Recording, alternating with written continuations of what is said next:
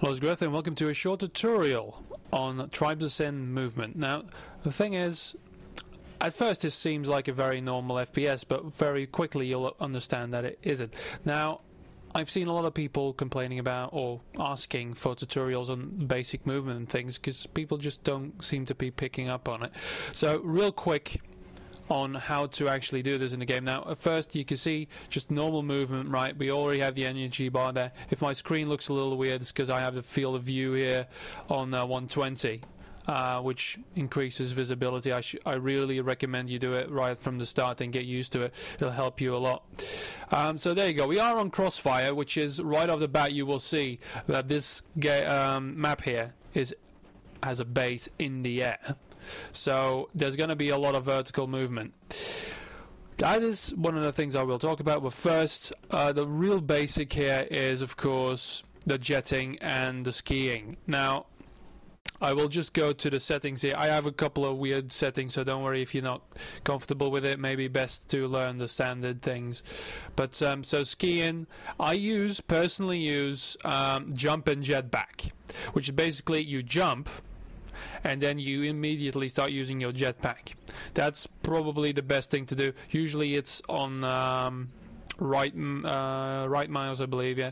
So, and then there's a lot of jump ski things and all that. That might be a bit more for the old school Tribes players there. So there you go. Basic things, really. Now, what skiing does is this. Right now, we're from standstill. Those two bars at the side there, and which means at this point I can't move forwards or backwards because I'm standing still. You see, I'm locked. Now if I'm moving, it'll actually give me my momentum. Okay, so I'm skidding along at 32 and up, there we go, we bumped and we suddenly increased in velocity there, you see. So and if we fall down, there you go, see, I had a little bit of speed there, you see. That's basically what skiing does. It creates frictionlessness, you know, removes friction. Now you can see I'm actually falling off the hill here. I'm not doing anything right now. You see, I fell off the hill and I already had a little bit of speed. Now this looks kind of fast. Trust me, it very well isn't. Okay, so if we go up this nice little hill, one of the largest hills in Crossfire here, and we just skid off. Without moving forward at all, we're already going at 60, okay? Now, the jetpack. Before we combine these two, the jetpack, a mistake I see a lot of people do is straight off, always just go up with the jetpack. Oh, there, it's gone now, and bop. Alright, good. And then wait. Run around a little bit. After a while they'll start skiing around the base a little bit, you know, wait till it's filled up again. Alright, we've got a jetpack, hurrah, vroom vroom vroom vroom. Oh, look at the height here. And then go, yeah, I got it, and try to ski. Wow, I'm going 100.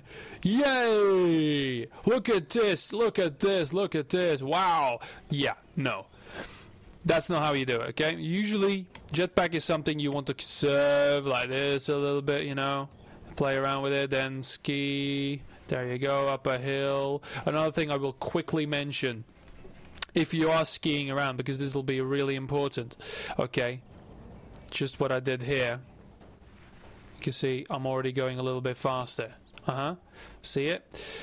If we are going, well, this is stupid of course, but there you go. A little bit of speed, you hit a hill, you immediately start slowing down, okay? What you really want to do, and after a while it will become really apparent, is before you hit a hill, you actually start jetting already, okay? So we get a little bit of speed, and already I'm doing this. Now at this speed, of course, I miss the hill completely and I don't do anything, but you won't lose speed that way. Anyway, so that's a lot to take in, okay, but you can repeat this, alright? So at first, there you go. What we want to do is get a hill. So I'm already jetting a little bit. See, this kind of thing you really need to avoid, like hovering and then falling down like a freaking stone. Energy is a resource to be preserved, okay? I'm also using this on a soldier class because why that is will become apparent soon. So there you go. See, jetting up, That's pretty easy. Now combine the two. Usually I think, let's see, let's have a good spawn here. Let's go up there.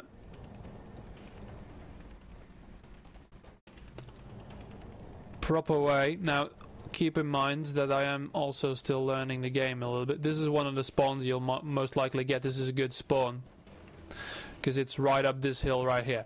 Now I'll show you how to really do it, okay? Because people think 100 or 150 is a lot, but it isn't. Usually right off the spawn you can, there are other maps like Dry Dock where you will have bad spawns, so where you can't do this.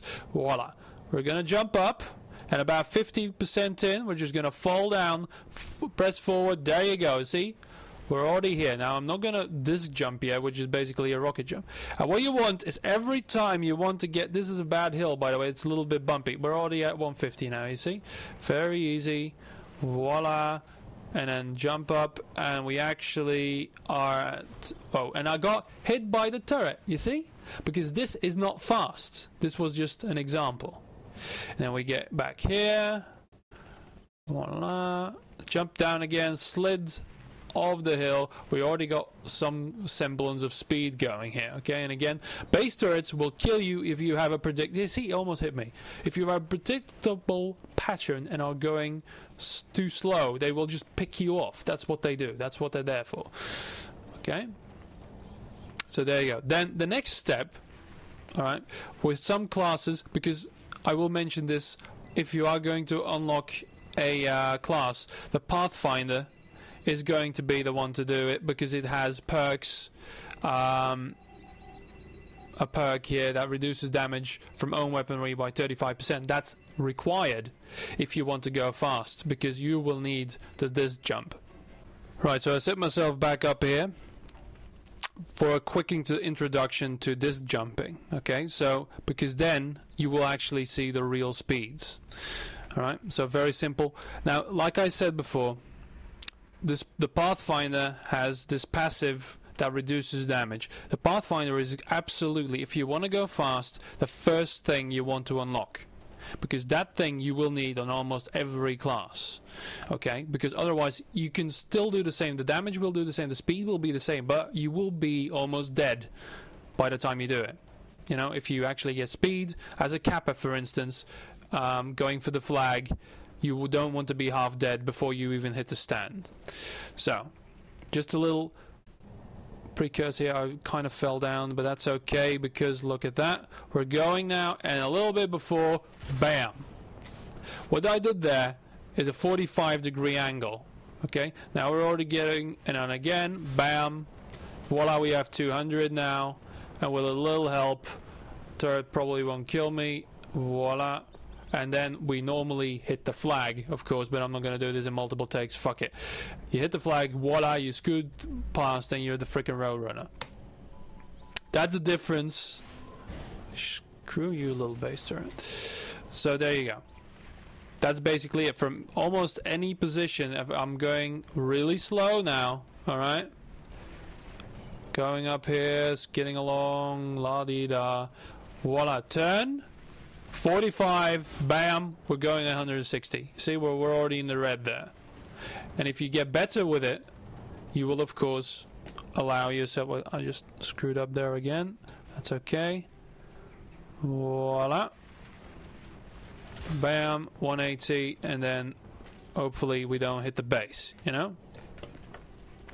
But that's it. If you can combine all those things, after a while you can go looking around. You see, this map was designed for it. Whoop, there you go, like that, like that, like that, like that, like that, da, da, da, da, and then 250, 300 cap, vroom, and then 17 seconds you hit, or even less. That's the basics of it. You can also use it from standstill to get a little bit of a boost. This is actually a pretty standard hill. I'm just keeping it simple, really. There you go. This kind of your normal, almost kill myself there, but this is like the standard. This is the lowest kind of speeds you need to be traveling at after a while, you know. So that's the difference between it. It's very easy after a while, but it will get some taking used to, because you will have the energy conservation. Now my regen's kicking in, you see, because I already overshot that. You see, like I said, I'm still learning myself. Already overshot that hill, and now I'm pretty much dead in the water here. You know, I'm trying not to exert because I'm now out of energy. Again, overshot that hill. Doesn't really matter. But that's the thing you need to be looking for. You see, not just go up, use all of your energy on height, and then just drop down, because that's going to give you about 100, 120, where as a simple this jump you're already going 160. You see, and thanks to egocentric I actually am still alive to be able to do that and actually do some damage to a base, for instance. Okay, so that's what you need to focus on. That's the basic thing. If you are walking, you're doing it wrong, because this is walking speed. Alright, you will get killed. There you go. I will have some basic weapon tutorials as well and all that coming up, so bye bye for now. Splat.